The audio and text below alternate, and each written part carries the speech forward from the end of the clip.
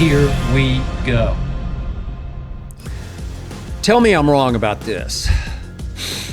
LeBron James just can't help himself. He just can't hide his runaway insecurity over knowing deep down that he will never, ever be seen as the greatest basketball player ever by those who really know the game, by anyone who really matters. And yeah, I know that over the weekend, Tom Brady called LeBron James the greatest ever while sitting up on stage with LeBron at the Fanatics Fest in New York City.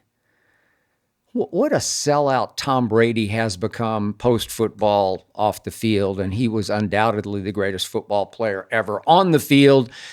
And he did amaze me by winning last weekend's competition at Fanatics Fest. I don't really understand what it was, but he won it all. All-time great clutch competitor Tom Brady, but man, when it comes to maximizing his money, Tom Brady will say and do whatever is required to polish his good guy image. He loves everybody, and everybody loves Tom Brady. And he even kissed LeBron's ass in front of LeBron because he knows how many billions of followers, how many fans LeBron has, and what a powerful financial alliance he could form with the king post-football, probably post-basketball for LeBron. So Tom Brady rather pathetically said of LeBron, in front of LeBron to the Fanatics Fest crowd, the live audience, and here's the quote, "He's always done things the right way. He's always risen above the noise and the BS and continued to deliver. So you're witnessing the greatest ever, and I hope you guys appreciate that," said Tom of LeBron. By the way, you're watching or listening to the Skip Bayless Show, brought to you by FanDuel, America's #1 sports book, and I hope you appreciate that. Okay, let's see. Tom Brady went 7-3 in Super Bowls. Easily could have won all three of the ones that he lost. He played well enough to win all three. A guy named, what was his name? Jordan, went 6-0 in the NBA Finals with 6 MVPs. LeBron will finish his career 4-6 in NBA Finals. And by the way, the clutchest shot I ever witnessed by Ray Allen, Game 6, 2013, saved LeBron from a reverse Brady, which would be 3-7. Which, of course, prompted LeBron on last week's Mind the Game podcast to blast ring culture, saying how many rings a player won or lost shouldn't define his legacy, his career. Okay, fine, Bron, unless you're trying to make the case you are the greatest, that you are greater than the runaway GOAT, Michael Jeffrey Jordan, then ring culture really matters. I dare any of you LeBron apologists out there to tell me I'm wrong about any of this. Tell me I'm wrong on what LeBron said on this week's Mind the Game podcast. Does LeBron ever know how to play the game off the court with the media? LeBron is definitely the greatest at one thing, and that is media and fan manipulation. You know, think about this. He should eliminate the from the title of his podcast. He should just call it Mind Game, not Mind the Game, just Mind Game, because it's just a mind game. Every week's a mind game that he plays. Every week he plays mind games with viewers and with listeners, trying to make them believe he is the greatest by brilliantly planning excuses in their psyches for why he hasn't been the greatest. Happens every week. So this week, LeBron began by raving about Cooper Flagg, who of course is the slam dunk first overall pick, soon to be a Dallas Maverick. And by the way, I agree with every word LeBron spoke about Cooper Flagg. So this is what he did say about Cooper Flagg. Quote, "I personally think that he wants to be great. He had a hell of a year at Duke, a guy that can do so many different things out on the floor, can play with the ball, can play without the ball. His jump shot is going to continue to get better. Super athletic, quick second jump." Okay, all great. And by the way, I'll dive much deeper into what I see and don't see in Cooper Flagg in just a couple of minutes here. But Cooper Flagg, by the way, is still a two-name star. Just for the record, he's not just Cooper. Nobody just says Cooper, and calling him Flagg just doesn't work. It sounds disrespectful. He's still Cooper Flagg, two-name star. So here is where LeBron veered into sorry insecurity and into, here we go again, self-defense. LeBron said of Cooper Flagg, and I quote, "He has the benefit, unlike myself, he gets to join a team that's established with Hall of Fame guys, Klay Thompson, Anthony Davis, Kyrie Irving, right off the bat," said LeBron of Cooper Flagg. Hall of Fame coach, Jason Kidd. You know, these guys are like, they can give him the whole blueprint while he continues to learn what his blueprint will be. And then LeBron concluded about Cooper Flagg's situation in Dallas. I think that will be an incredible thing to have that type of presence, that type of leadership, that type of just basketball IQ and knowledge around him every single day from those pieces. So I think he's going to be amazing. Talk about a backhanded backdoor compliment. He's going to be amazing because he's so amazingly lucky to wind up with a much, much, much better team with a much, much, much better coach than I had when I came into the NBA as the number one overall pick, is what LeBron is saying between the lines. Just stop it, LeBron. And hey, LeBron, you even suggested recently on ESPN that your lottery was rigged. That the league said, and I quote you, "Let's keep LeBron home." But come on. You were from the Cleveland area, from Akron, and it was a cool superstar origin story that you did get drafted by your hometown team. And by the way, how can you suggest that lottery was rigged when those Cavs did have the NBA's worst record the year before, the worst? And they did have a 22.5% chance of winning that lottery, the best odds to win that lottery. In a way, LeBron, if you think about it, you were actually very lucky that your hometown team had the best chance of landing you the very year that you were first eligible to be drafted. I mean, talk about luck. And by the way, as a rookie, you did get to play for a coach who was one of the toughest and most respected NBA players ever, an all-time great rebounder who made 5 all-defense teams and won 3 rings. I'm talking about Paul Silas, your rookie year head coach. Not a bad mentor for a rookie number 1 overall pick, wouldn't you say? Now, you got me. Your team was pretty bad. Ilgauskas, Boozer, Battie. But guess what? At 18 years of age, you were able to just green light shoot it as much as you wanted to. You got to average 21 a game, even though you shot only 29% from 3 and only 75% from the free throw line. Were those ever ominous early signs of things to come? But think about this. Getting to average 21 at age 18/19 set you on your path for your greatest achievement. You became the NBA's all-time leading scorer. Just because you've managed to play so much longer than Jordan did, even though he won 10 scoring titles to your 1. But yes, I do give you this. Cooper Flagg has been blessed to be drafted by the team I believe will be the NBA's second best team next season, to the Thunder. That's, of course, if Kyrie is able to come back strong by, let's say, midseason on his surgically repaired ACL. And by the way, just another quick thought about Cooper Flagg's situation in Dallas. I mean, LeBron, think about this. there's still a whole lot of angry Maverick fans about the Luka trade to you guys and the Lakers. A whole lot of deep-rooted, long-lasting anger toward the Mavericks organization, and all of a sudden Cooper Flagg's going to find himself on that hot seat to sort of live up to being the quote-unquote new Luka. I'd say there's some pressure there.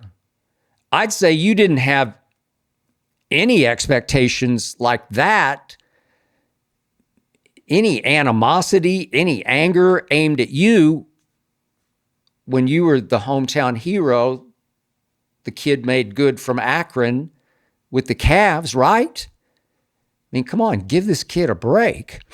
And now, LeBron, speaking of surgeries, and I don't even like bringing this up because it's just that one subject best left untouched. But Bron, just for the record, you have never had a single surgery. And I'm knocking on this wood for you. Not one single surgery. Your league has suffered what feels like a pandemic of Achilles tears, as well as the usual rash of torn knee ligaments and shoulder surgeries. And yet, LeBron, you've played 22 years without a single surgery. No Achilles, no knee, no shoulder surgery. That is a gift from the basketball gods. Now, no doubt you keep yourself in peak condition, and that certainly helps you avoid injury, but man, you know and I know that a whole lot of peak shape men and women have suffered season-ending and career-threatening injuries and surgeries. It's just dangerous out there. Stuff happens to the best of them, but not to you. Talk about blessed. Maybe even lucky.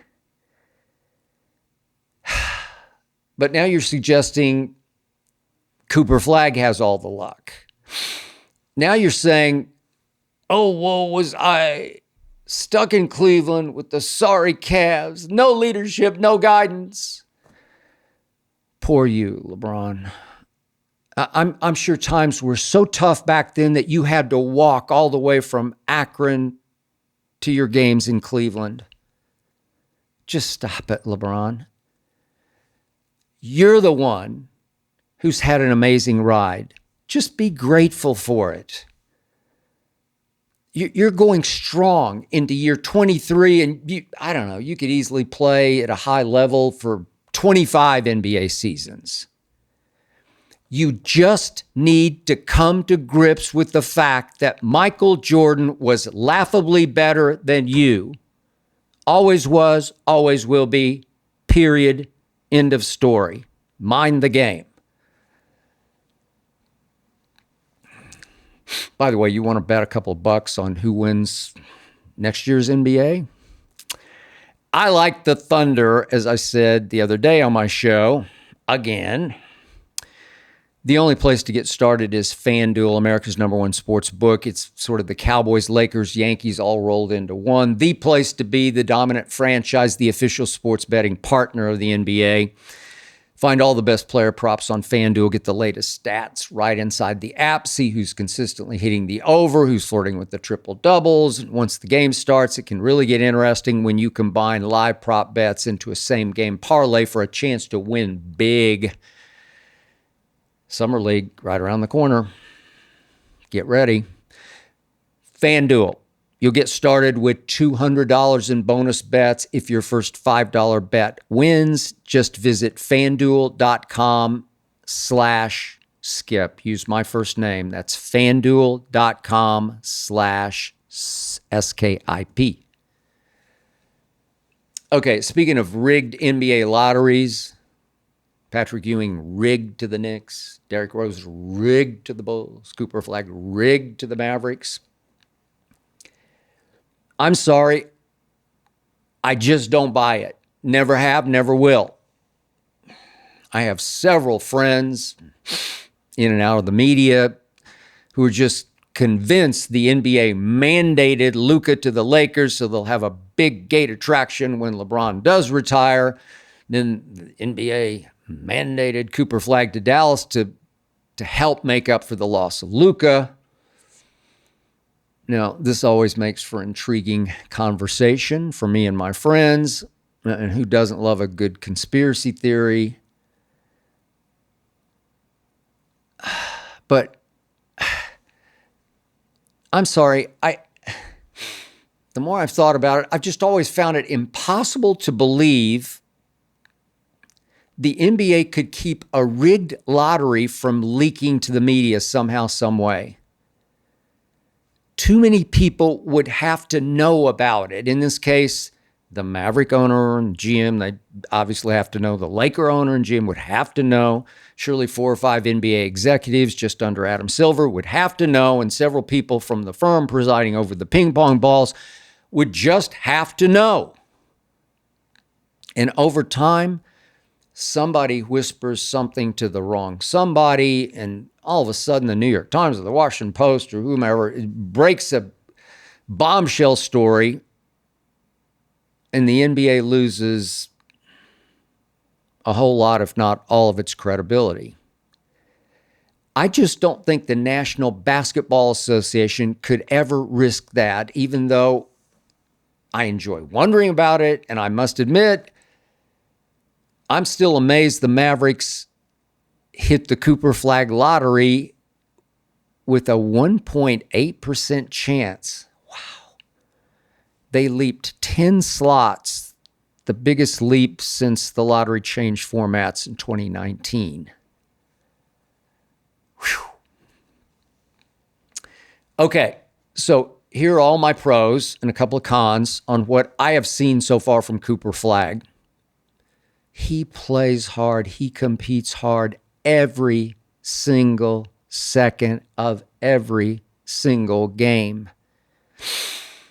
He has 7 feet wingspan, plays strong, physically strong for his age, which is only 18, explosive athleticism, springy, quick jumping, sort of pogo stick ability.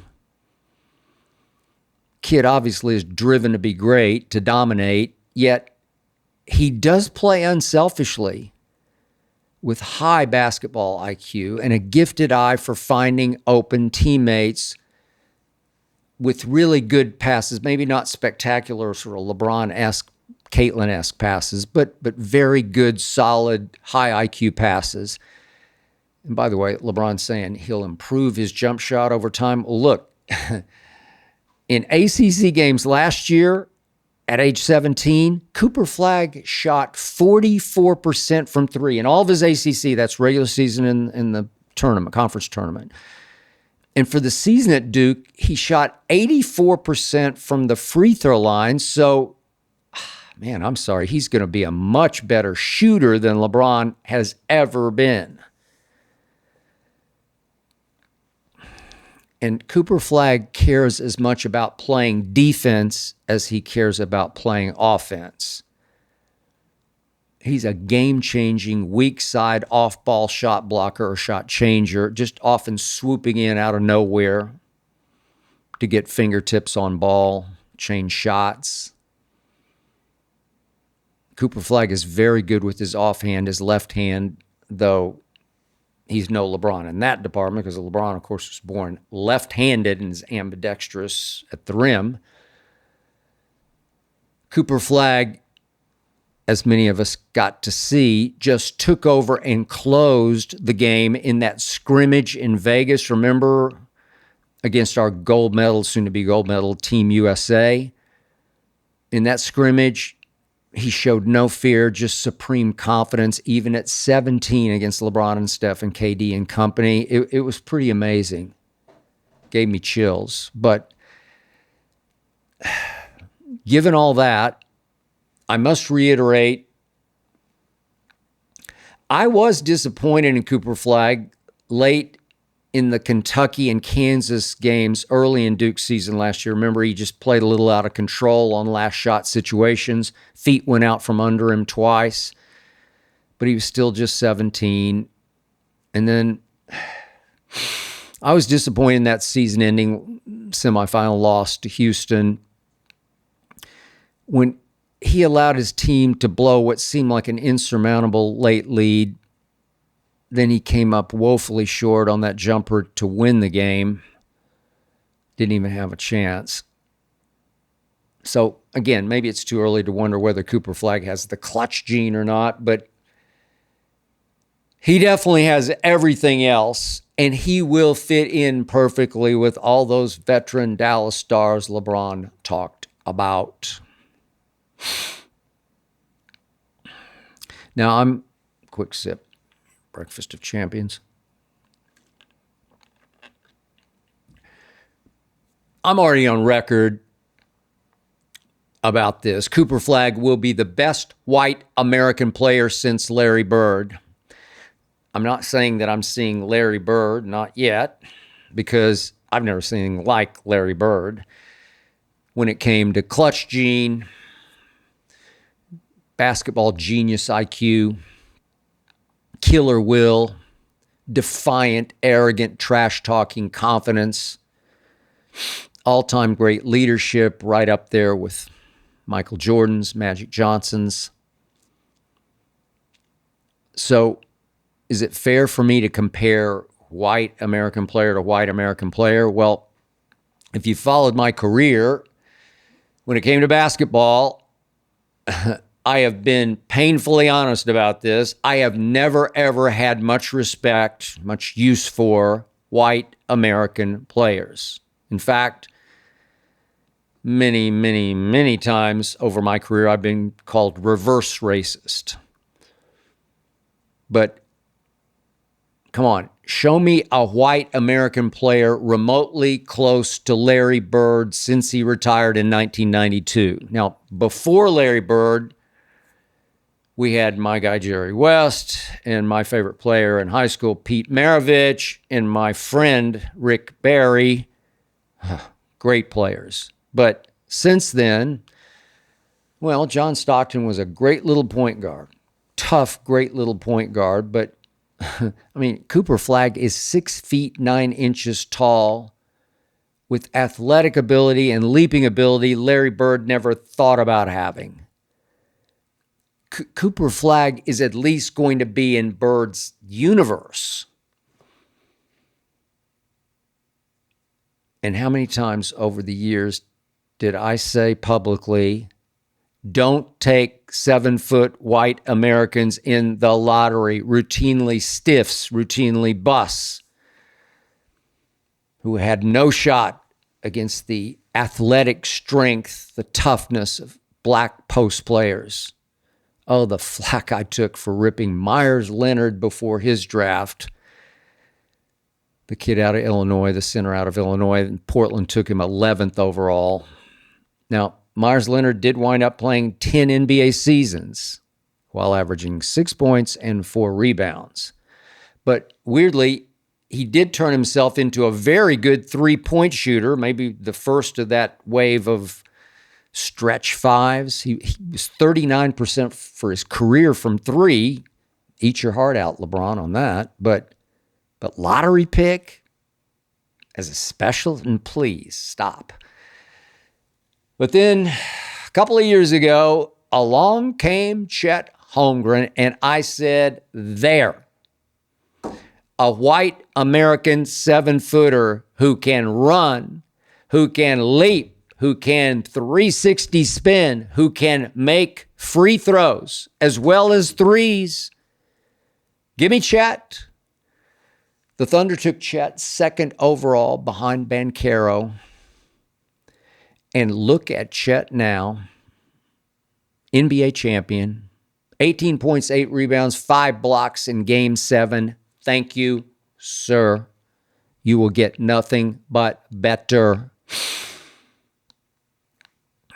As I've mentioned before, just to be fair,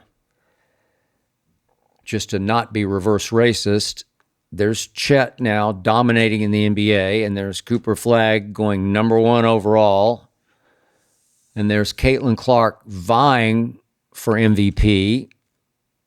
And, well, respect, white American basketball players. Now, speaking of Caitlin, I've raved and raved and raved about her, and now I got to be honest about her, painfully honest. She is officially into a deep, deep three-point shooting slump. It's the worst three-point shooting stretch in WNBA history. She's over 3 games, 1 for her last 23 from 3. It's just getting hard to watch. Great shooters. I know Steph's had his slumps before. There was one in 2022 when his hand was bothering him. Draymond was out, wasn't getting the pick releases that he was used to getting. But nothing like 1 for 23. It just seems like great shooters don't go through this kind of slump, this prolonged. Even though it's only 3 games, it's just devastatingly wrong and bad. Though the Fever did pull off a big win last night to rise up to 7-7. They won at Seattle, even though Caitlin was 3 of 13, 0 for 6 from 3, and had 8 turnovers. Wow. Now, she did have 9 assists, game high, but she had 8 turnovers. But Aaliyah Boston, Kelsey Mitchell, Lexi Hall all had big games, especially big third quarter, which they pulled away, salted the game away. But now I'm looking at Caitlin's overall impact. She has plummeted to 55th of 61 qualified three-point shooters in the WNBA. She's at 29.5%. That is horrendously bad. She is tied for the league lead in assists per game. It's great, no surprise there. But she is running away, as she did last year, with the turnover lead.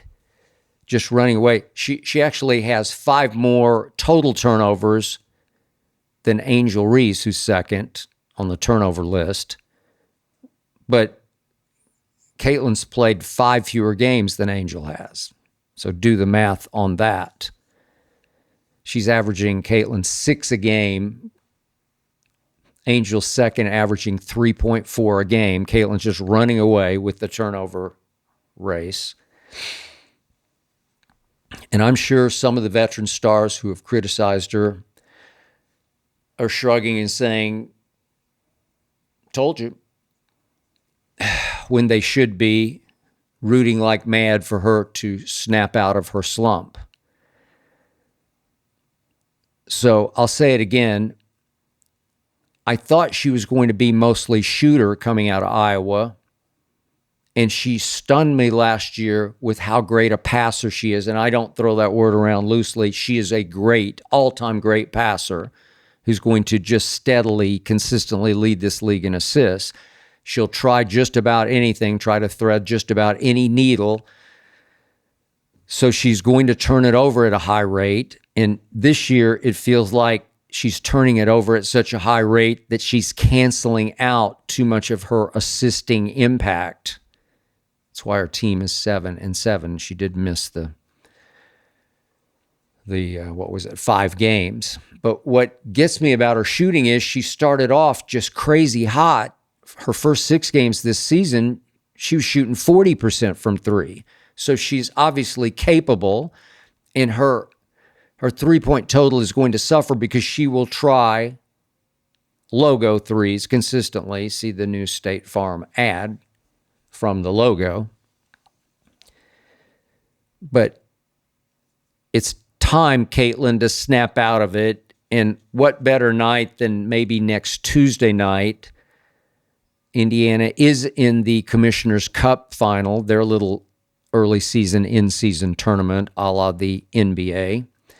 They're playing at Minnesota next Tuesday night for the Commissioner's Cup championship. They're a 4.5-point favorite. I thought maybe it'd be worse than that because the Lynx are really good. But I'll go on record right here, right now. I'll say Caitlin Clark will have a big game and make at least 5 threes in that game against Minnesota. Show them, Caitlin. Okay, quick word about what I used this morning. Harry's body wash. I use it every time I shower. My favorite is the Stone, which is charcoal and lime. Definitely gives me what I consider, if you will, a manly scent. Ernestine scoffs at me when I say that, but it's not some overwhelming cologne scent. It's more subtle and strong, is Harry's body wash.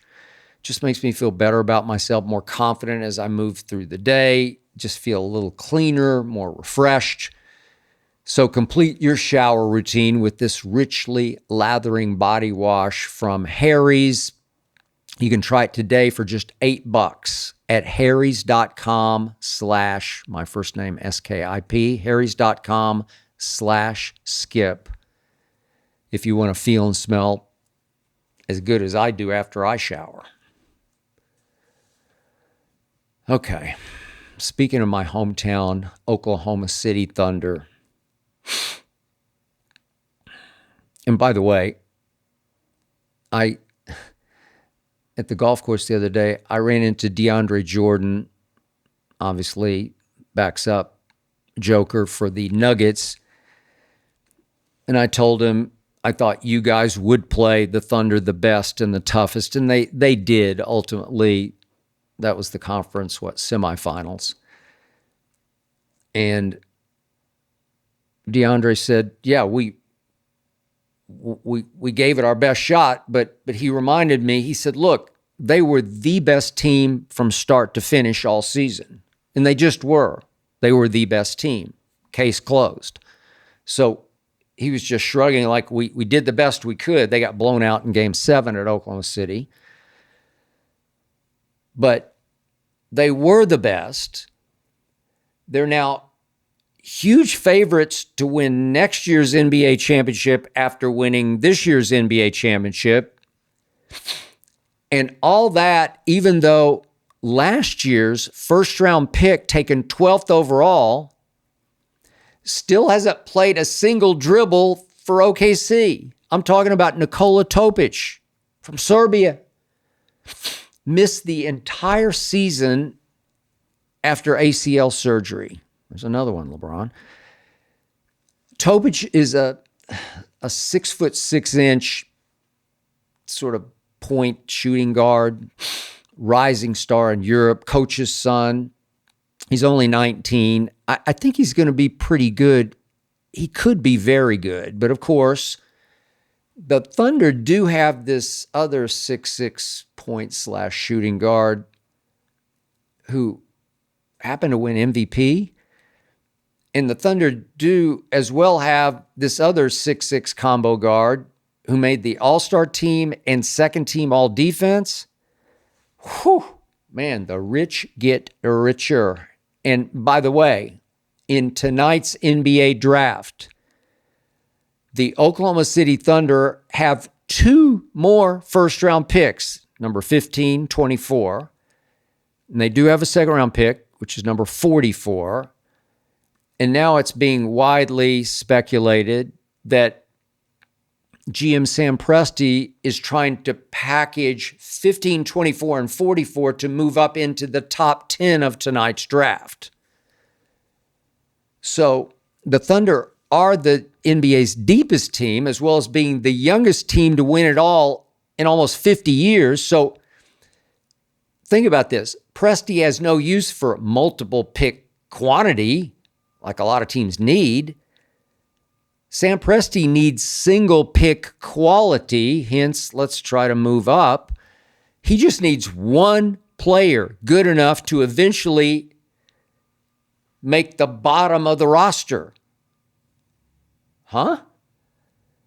Sam Presti has 13 first-round picks in the next 7 drafts. Can you say dynasty? So if you aren't already sick and tired of those boring, starless thunder, the nobodies from nowhere, you will be. They're going to be around for a while, a long, great while. Congrats, Oklahoma City. I got to say it again. Growing up there on 43rd Street between May Avenue and Drexel, I just never could have imagined my town having an NBA team at all. I mean, the closest we ever got came once a year when the Harlem Globetrotters played downtown at the Municipal Auditorium. I still don't know how Meadowlark Lemon made those little half-court baby hook shots on cue, could make them on cue. I don't know how. And now we are home to the NBA champions. Now I got to watch yesterday. I'm out here in Los Angeles. I didn't go, but I watched via TV a, quote, downtown parade, a victory parade, an NBA championship parade. Okay, yeah, it came across as a little small townish to my eyes on TV. I mean, it is the 47th size TV market.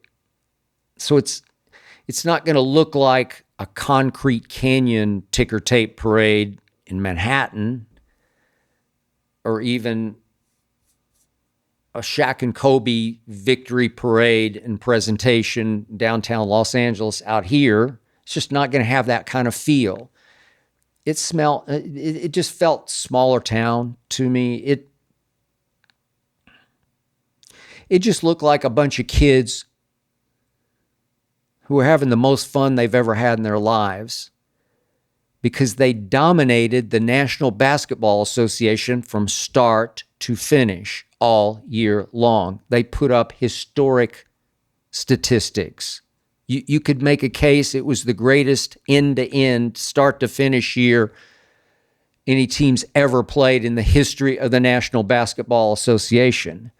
But I'm just watching kids up there, even though Alex Caruso's a veteran on that team, just having the times of their lives.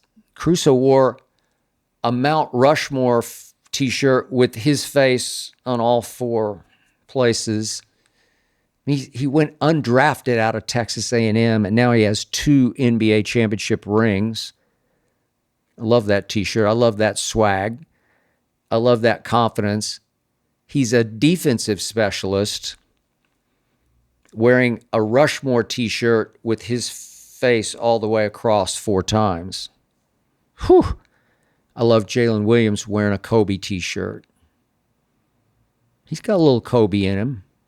Just a baby, 23. And then there was the MVP, SGA, leading the team, taking over the stage in the end, wearing around his waist a Canadian flag.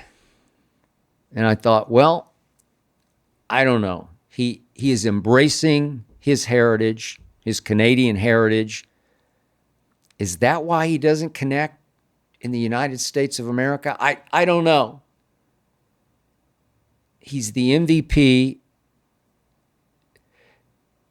and he had one national TV ad that ran all year featuring his 2 teammates, Jalen Williams and Chet Holmgren.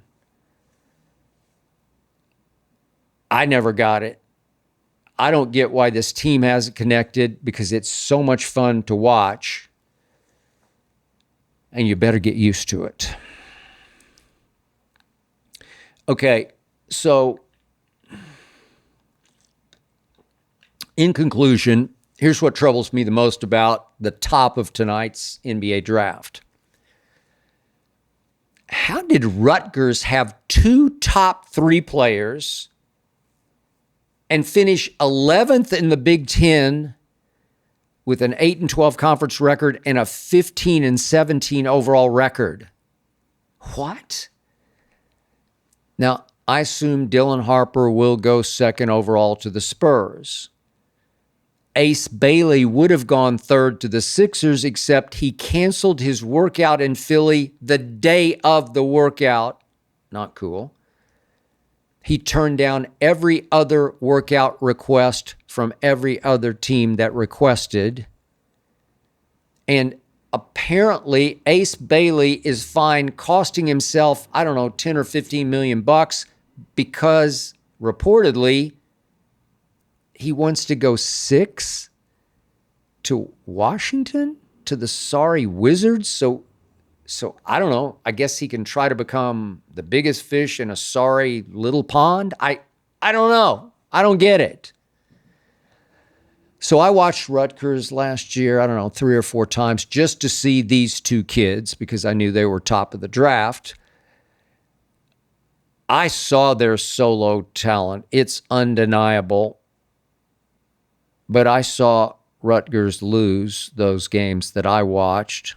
Something was very wrong here. I would be very afraid of drafting either one of these kids.